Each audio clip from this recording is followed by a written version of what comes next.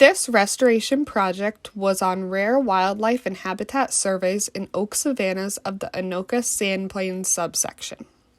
This was prepared by Liz Harper, Erica Hoagland, Christopher Smith, Hannah Texler, the Division of Ecological Resources, and the Minnesota Department of Natural Resources. It was conducted in the Sherborne National Wildlife Refuge and Sand Dunes State Forest in Sherborne County, Minnesota.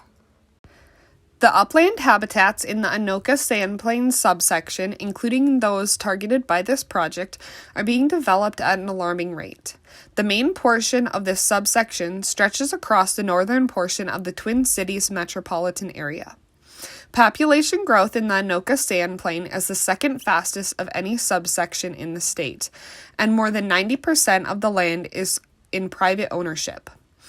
Oak savanna is designated as a key habitat in the State Wildlife Action Plan for the Anoka Sand Plains subsection, and the oak savannas remaining in this subsection are some of the highest quality examples of this habitat type remaining in the state.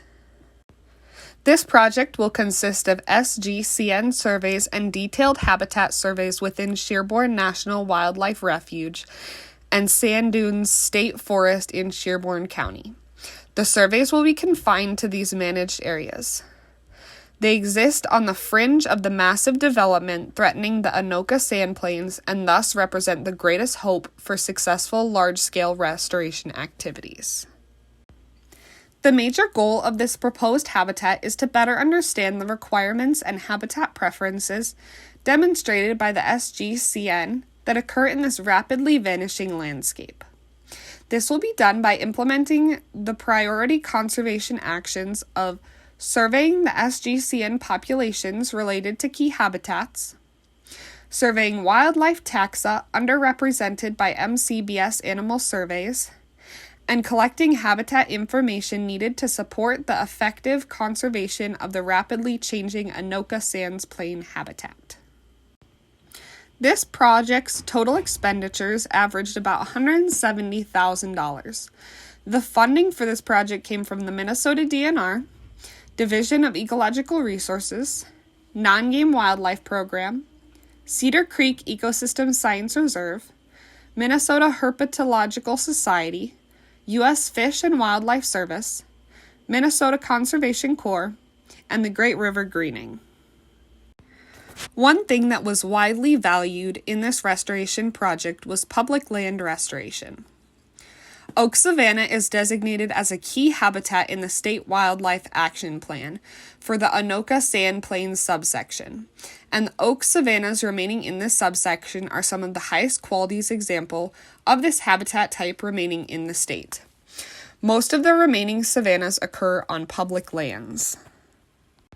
In this restoration project, success is defined as stabilizing and increasing rare wildlife populations.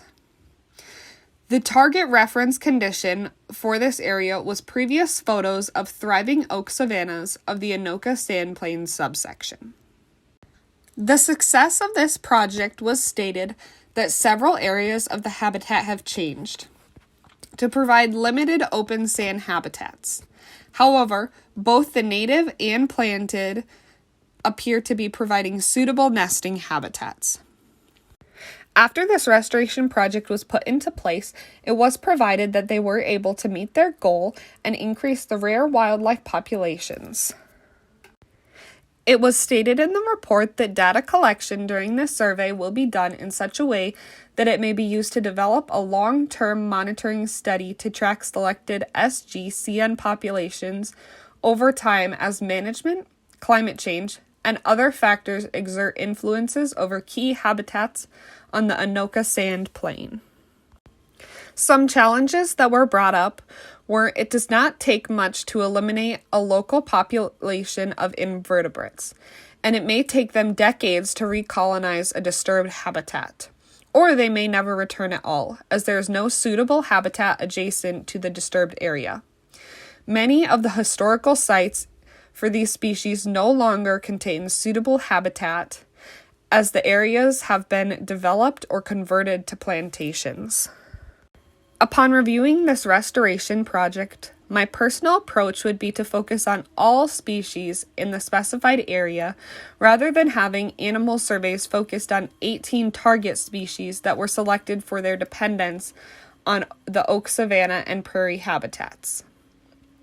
I personally believe all species that were found should have been documented to determine which species would be most important to keep and most important to help the environment grow and flourish in the future.